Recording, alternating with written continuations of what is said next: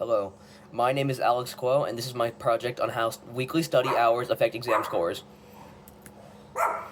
For my scenario, for this project, I investigated the relationship between the number of hours students studied and their SAT scores.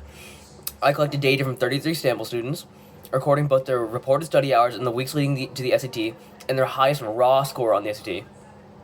The goal was to determine whether there is a measurable connection between study time and performance on the SAT. This scenario is meaningful because it asks the real-world question many students face: does studying time actually lead to higher test scores, or are other factors important? I have hypothesized that there will be a positive linear relationship between studying hours and the SAT scores, meaning that as students study more hours, their SAT scores will also increase. This is my data. As you can see, it was recorded via a Google form. And there were a few datasets that were not accurate that I had to delete and I could not use. These are my scatter plots. The mean amount of hours studied were 5.06, and the mean raw SAT score was 1326.67. My linear regression equation was y equals 10.36x plus 1274.23. My correlation coefficient was 0.3462, meaning it was not a slight positive correlation. My interpolation and extrapolation, for 6 hours studied,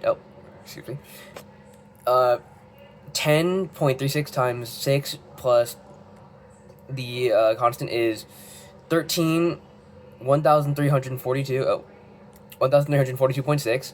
The prediction is somewhat reliable since it falls inside the observable data range. For 20 hours studied, it was 1478.5. This is less reliable because no student studied 20 hours. And the model evaluation, when comparing the regression predicted values with actual scores, some predictions are close while some are far off. Data points around 8 hours are generally within the score range of 1280 to 1460, while scores from 2 hours are much more varied. Residuals are fairly large, which shows the line does not perfectly fit the data. Overall, the regression captures a trend, but it is not accurate for predicting an individual student score. The results of the scatter plot show that there is a moderate positive correlation. This means that students who study more hours generally tend to achieve higher SAT scores. However, the relationship is not perfect, as some students who studied little still performed well, while some students who studied many hours did not achieve equally high scores. For my conclusion, the results support the hypothesis that more study hours are linked to higher SAT scores, but the relationship is weaker than expected.